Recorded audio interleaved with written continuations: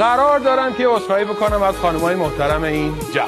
چرا؟ چون تو برنامه قبلی من گفتم که خانم‌ها معمولاً فتنه‌گرن، دارن فتنه میکنن.